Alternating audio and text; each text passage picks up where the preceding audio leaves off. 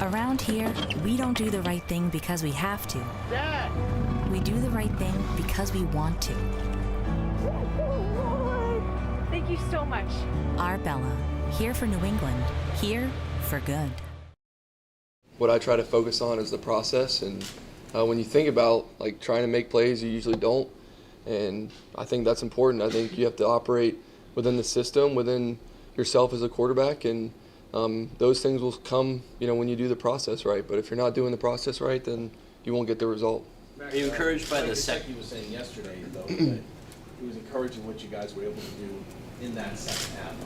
How nice is it to see that on film and use that as a kind of a building block going forward? Yeah, every game is a new game, and definitely want to build on some of the things we've done, and then learn from the things that we haven't done very well. So that's all you can do, and I definitely feel like we need to take that positive energy and carry it through, and keep fighting and keep working together and talking and communicating. I felt like we communicated well during the game. We've communicated well these past couple of days in meetings, so that needs to keep going. In this Bills defense, how much do they sort of make you drive the ball because they really protect against the big play? Is that sort of their trademark or not necessarily? Yeah, I mean, they do a great job up front, creating turnovers and sacks and all that stuff, and very sound defense. Obviously played against them a lot, but they're very good. They work well together. They've played a lot of football together, and definitely one of the most sound defenses in the NFL for sure, and they create great turnovers, and obviously they do it all the time. So you see it all over tape. Up front is really where it starts, and definitely an impressive defense. You've seen a lot of good pass rushes. Bill called their pass rush the best in the league. Yeah. You agree? I do. Yeah, they have great players at each spot. In some teams there might be a really good edge rusher or a really good inside person, but they got everybody. So definitely a good group. Going to be a big challenge for the offensive line, and obviously just operating within the system of our offense. How difficult is it to deal with all the changes on the offensive line? Yeah, I try not to focus on that. I think what I try to do is just instill confidence in each guy and let them know that I trust them. And whether they're young, rookies, or older players that are hopping in there, I feel like it is hard, when there's a lot of different guys up there with injuries and things. But at the end of the day, we got to find ways to make it work, and really just whether that's getting the ball on time or taking a couple of deep shots or moving the pocket, whatever we have to do to help them. But they're doing a good job. Overall, I feel like the group has really come together really well, and David's done a good job holding everybody together and making sure that they're learning, and James Ferentz too, just helping them out and showing them what they see on film. When you're going through a stretch, How much you guys can do offensively? What is that? Has it limited the changes? Has it limited how much you can do?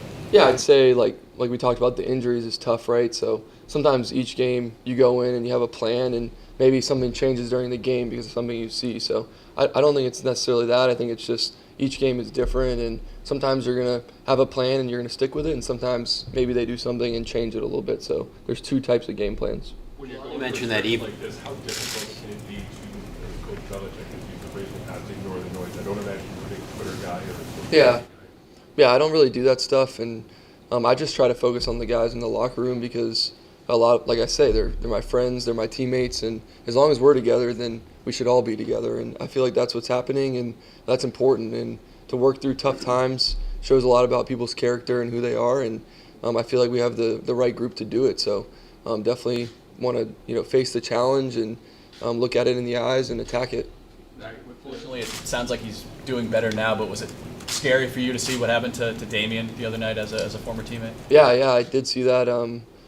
Texted him, and sounds like he's doing good. So Damian's definitely one of my good friends, and he's a great football player and has played a lot of plays in this league and for us as the Patriots. So I have a lot of respect for him and his family and everybody.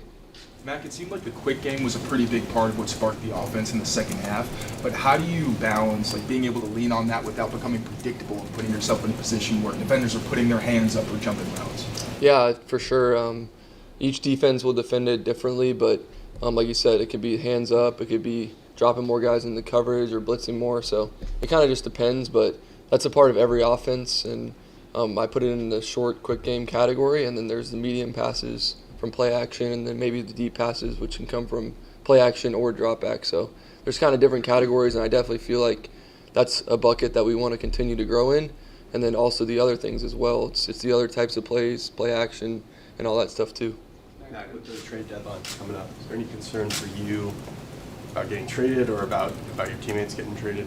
I'm not focused on that right now. Honestly, just really focusing on, like I said, coming together as a team during tough times and seeing how we respond, seeing how I respond, and definitely excited for the challenge and looking at it in the eyes and taking it head on. When there are struggles, how do you balance between sticking with your routine and trying to change things up in order to elicit different results? Yeah, I think that's one of the tough things in sports and in life, right? It's like, am I doing something so wrong that we're just missing it or whatever? And a lot of the times you really do have to trust what you know, trust your routine, and that's what really good people do. They just stick with it and maybe adjust something here or there, but at the end of the day, they're going to stick to their routine, and like we talked about, the results will come if you just focus on what you're supposed to do like 99% of the time. So have you stuck with your routine, or have you tried anything new? Yeah, I have. I've stuck with it. I've taken advice from people and maybe tweaked something here or there, but for the most part, that's what I've done, going back to when I was playing when I was little. So just sticking to my routine and adding things that I can add.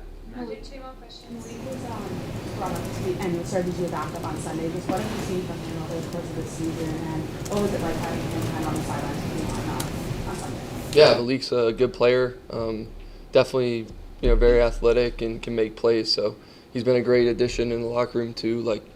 Just enjoy having conversations with him, and he keeps it fun and all that. So really enjoy him and feel like he's done a good job. Matt, we talked a lot about communication. Even last week, where you told us, I haven't done that here the past couple of years. You probably communicated well with your teammates this week. What do you think about communicating with fans about yourself, speaking your truth, your truthful eyes, saying your truthful voice to us? How do you think you've done communicating who you are in these press conferences?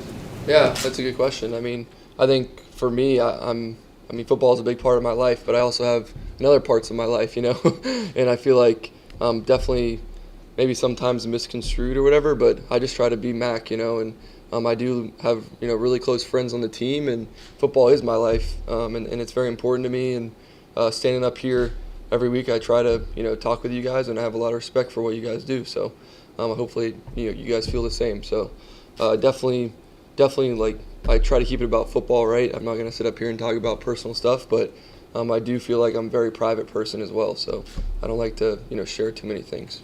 Thanks. Yeah, thank you.